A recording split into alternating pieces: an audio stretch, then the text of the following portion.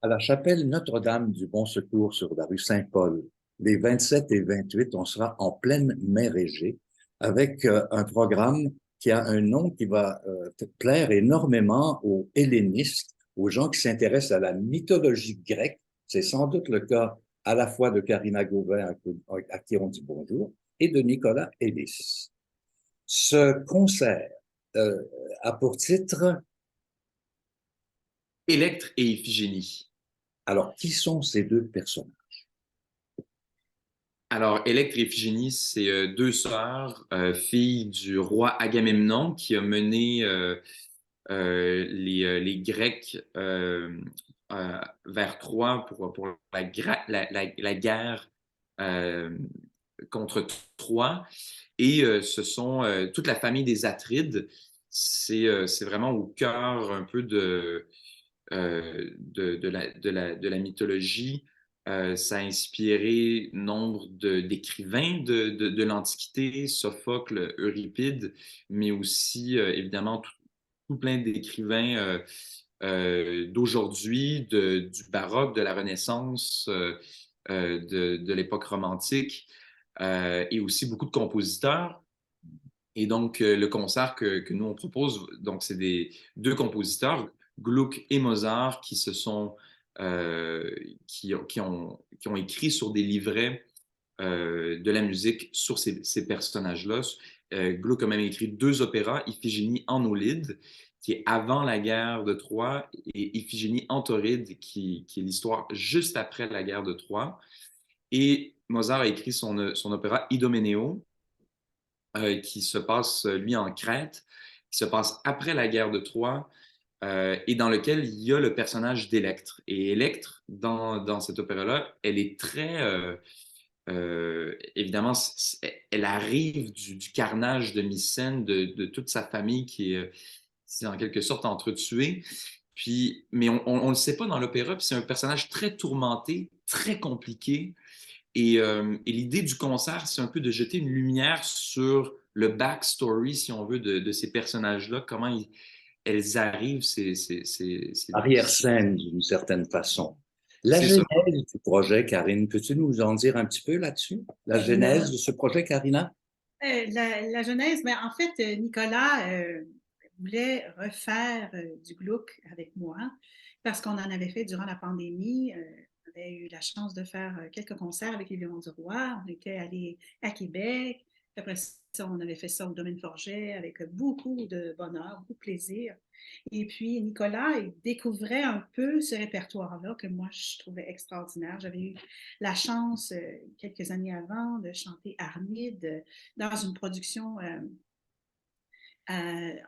aux Pays-Bas, à Amsterdam. Et donc, c'était vraiment, c'est une musique que j'adore, que je trouve immensément expressive et très spéciale. Gluck, je pense qu'il comme, il a sa place à part dans la musique. Puis, c'est un compositeur qui est, en fait, je trouve, ignoré, puis ben, pas mis en valeur, je trouve, ben, pas ignoré, mais en tout cas, pas mis en valeur comme il devrait être. Donc, c'était un peu l'idée ça a été le point comme de départ que Nicolas voulait broder autour de ça. Et puis donc, il m'a soumis une idée, là, broder un peu un personnage, ces personnages qui sont plus grands que nature, qui sont bon, des femmes fortes, des femmes tourmentées, des femmes troublées, des femmes vengeresses.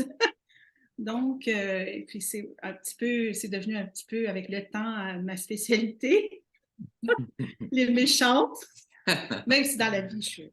Et Karina, tu vas interpréter les deux personnages. Tu vas être la seule chanteuse du concert. Oui, Donc, oui.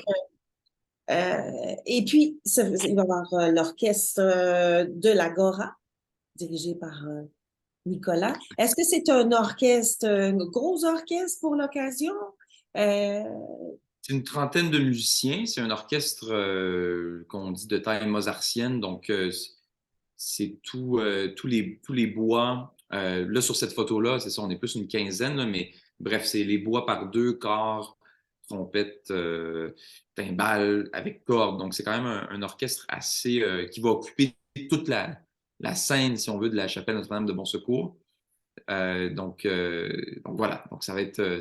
puis dans cette acoustique-là, je pense que ça promet d'être une expérience acoustique assez fascinante. Puis c'est un concert aussi très particulier parce que moi, j'ai un peu pour créer un pont entre tous les extraits qu'on va jouer lors de ce concert-là, j'ai osé écrire une espèce de narration qui est déjà enregistrée. Donc, c'est une narration qui va être qui est préenregistrée, qui va être diffusée le soir du concert, qui va raconter vraiment une histoire, qui raconte, qui embarque vraiment le public dans une histoire. Puis on a Flavie Lemay, qui est une conceptrice de lumière avec qui j'ai beaucoup échangé pour parler du concert, qui va créer vraiment toute une atmosphère pour chacune des scènes qu'on présente lors de ce concert-là. Donc, c'est un concert très immersif avec un peu tout ça là, autour.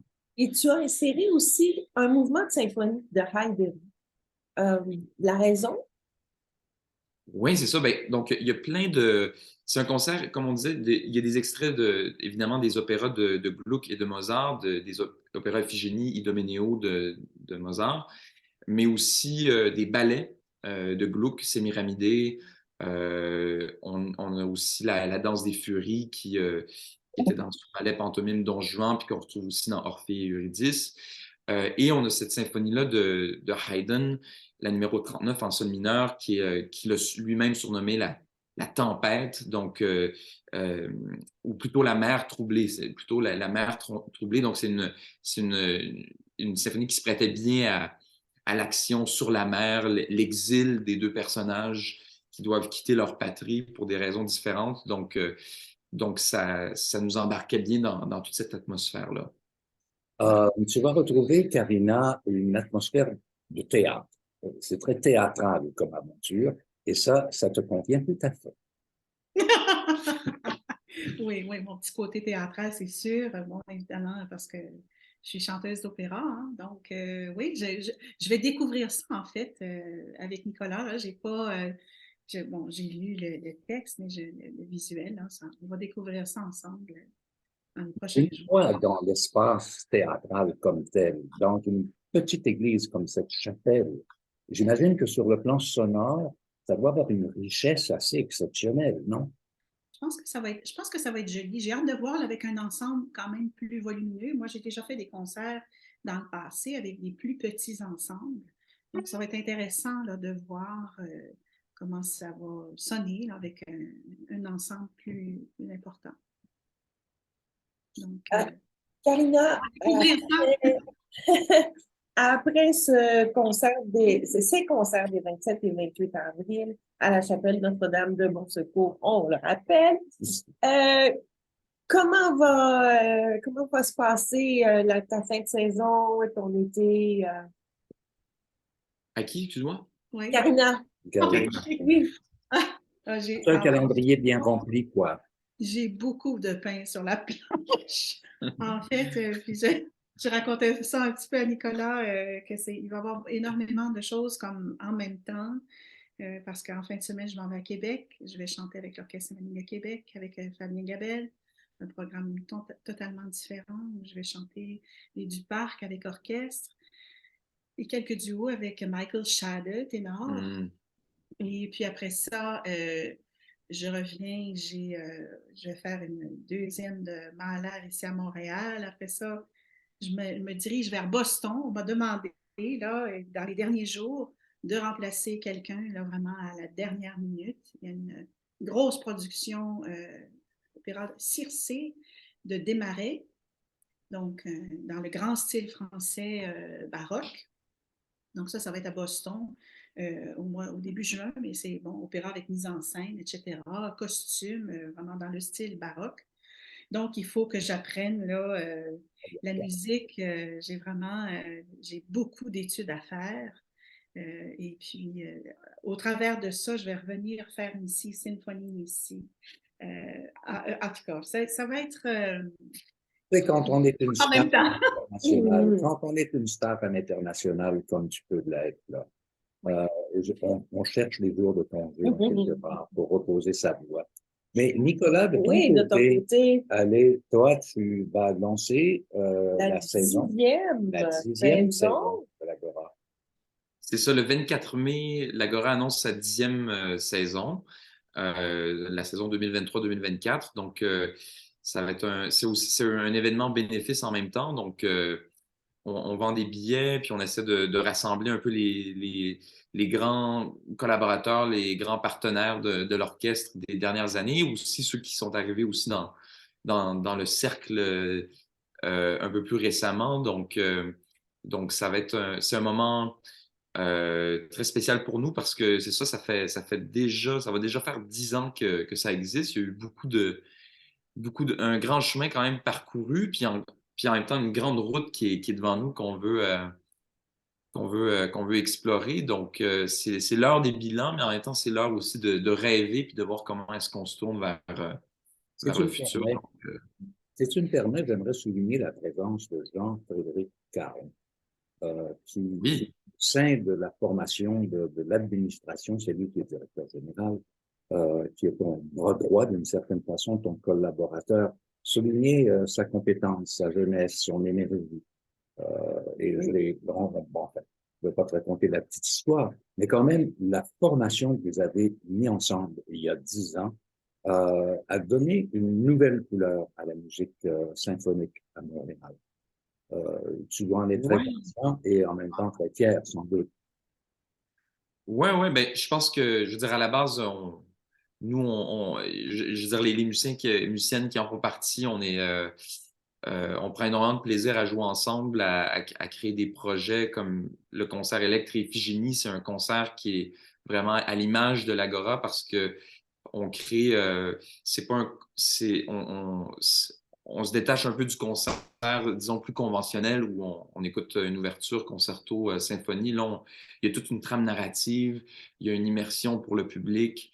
Je veux dire, il y a aussi la musique, peut-être que les gens ont de la musique connue de Mozart, mais aussi de la musique moins connue de Gluck. Donc, d'arriver aussi à faire découvrir des choses tant au public qu'aux musiciens.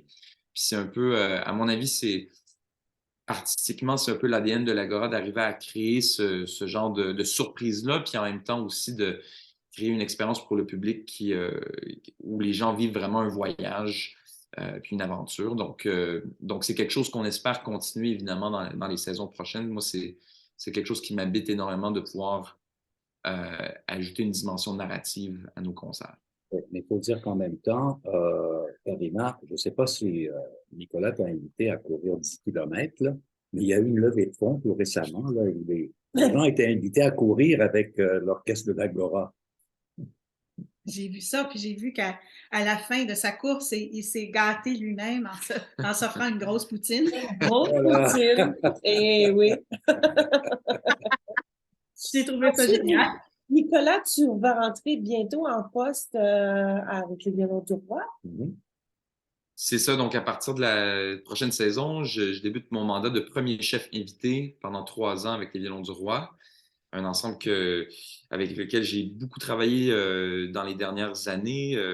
Cette année, j'ai eu la chance de faire 3 programmes différents, donc c'est une collaboration qui a vraiment grandi. C'est aussi un ensemble avec qui je vais faire des grandes rencontres musicales comme celle que j'ai eue avec Karina, qu'on a fait autour de Gluck et Armide et d'autres Mozart aussi autour de la Clémence. Donc c'est vraiment c'est un ensemble extraordinaire avec qui je grandis, j'évolue beaucoup musicalement.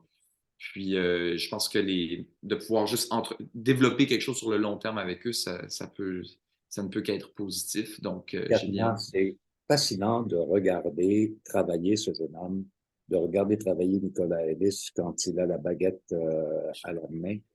Il a une énergie, c'est vraiment très beau de voir aller Nicolas. Alors Et écoutez, tous les deux, Julia vous avez aussi. été fort généreux de votre temps. Je sais que vous êtes bousculés un petit peu par toutes sortes de choses, mais Sylvie et moi, on apprécie énormément votre présence. Oui, ben moi, Merci. Puis, j'apprécie en on tout cas donnera d'être Hein? là. J'apprécie, excusez-moi, d'être là. Puis je voulais dire aussi que j'apprécie beaucoup Nicolas, que c'est un talent vraiment exceptionnel. Puis on a appris à se connaître durant la pandémie. Puis donc, c'est vraiment un plaisir de repartager ces moments-là avec lui. Là. J'ai hâte à cette semaine. Là, on va créer quelque chose ensemble. Là. Ça nous ramène à nos beaux moments. Parce qu'il y avait des beaux moments durant la pandémie aussi. Ouais, c'est ça. Ben oui. Merci tous les deux. Merci beaucoup. Merci. Merci. On À se retrouve bientôt. les 27 ou le 28 là. Et les prix, il faut mentionner les prix, c'est vraiment pas cher. Par exemple, pour le prix du billet est 40 $. Il y en a aussi qui sont moins chers, Pour les Nicolas. 35 ans et moins, 25 $. Pour les 17 ans et moins, 10 $. Ça vaut Il y la a peine. juste pour les vieux schnouks comme moi que c'est Ah, le même ouais. prix que pour le... Allez, on se quitte avec le sourire, tout le monde. Merci. À bientôt. Merci. Au revoir.